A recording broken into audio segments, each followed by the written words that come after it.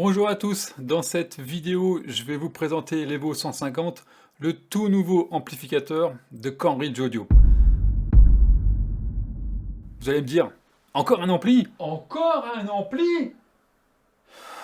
Oui, mais un ampli connecté, doté d'un streamer et de nombreuses autres fonctionnalités.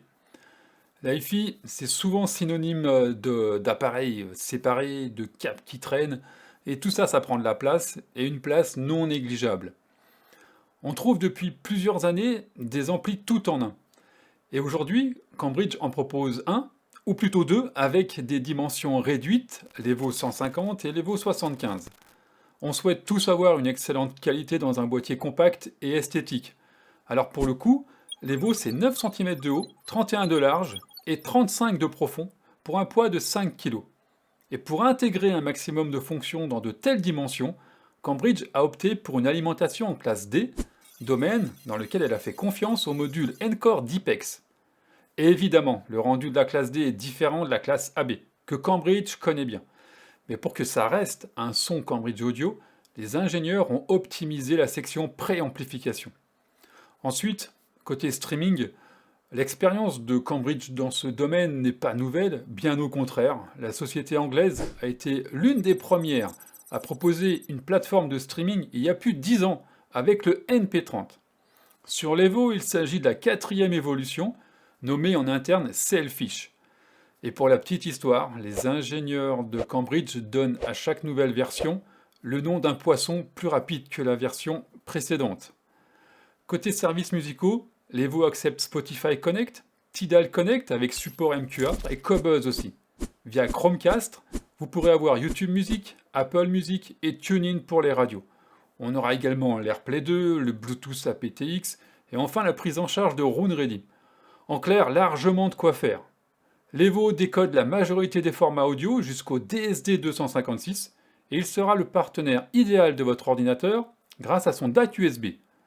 Côté connectique, ce sera différent si vous optez pour un Evo 75 ou 150.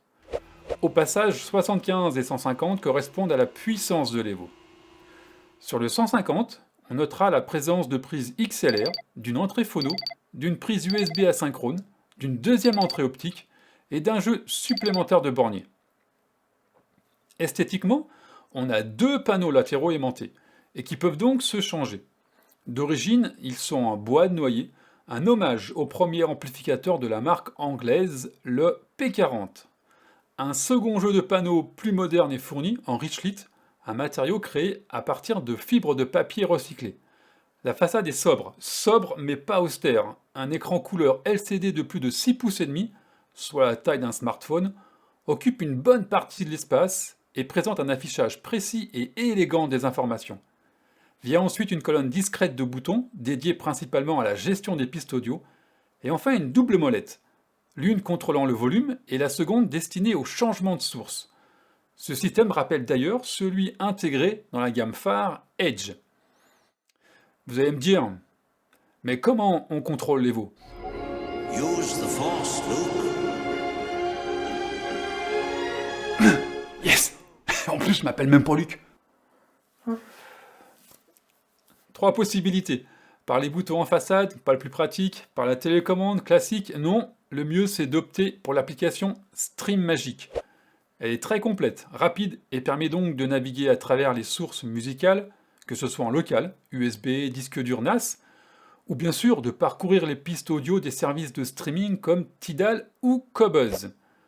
Vous pourrez décider de masquer les sources inutilisées, et ainsi seules les sources nécessaires seront affichées.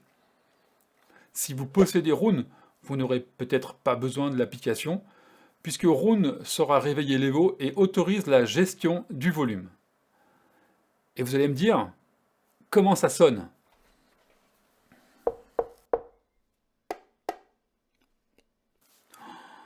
Mon Dieu. La réponse est triviale, ça sonne comme un produit Cambridge. Plus sérieusement, l'investissement dans le design n'a pas pour autant relayé la musique au second plan. C'est un vrai produit hi-fi, très musical, à la hauteur des attentes des audiophiles. Si l'on veut schématiser, l'Evo est proche d'un couple CX-A81 et CXN, peut-être légèrement un cran en dessous, mais avec une approche lifestyle qui vous fera sans aucun doute craquer. Évidemment, le mieux, c'est d'effectuer une écoute chez votre revendeur Cambridge. Un point essentiel à ne pas oublier, l'évolutivité. En effet, le monde du streaming se développe sans cesse. Il est donc impératif que ce genre de produit puisse se mettre à jour, et les fabricants adoptent désormais des conceptions modulaires. Enfin, autant que possible, bien sûr. La gamme Evo sera complétée bientôt par un lecteur CD, mais que vous optiez pour l'Evo 75 ou l'Evo 150, vous aurez une superbe plateforme de streaming, avec une amplification sérieuse et une esthétique qui vous permettra d'intégrer facilement cet ampli, même dans des espaces contenus. Retrouvez la gamme Evo sur notre site internet pplaudio.com.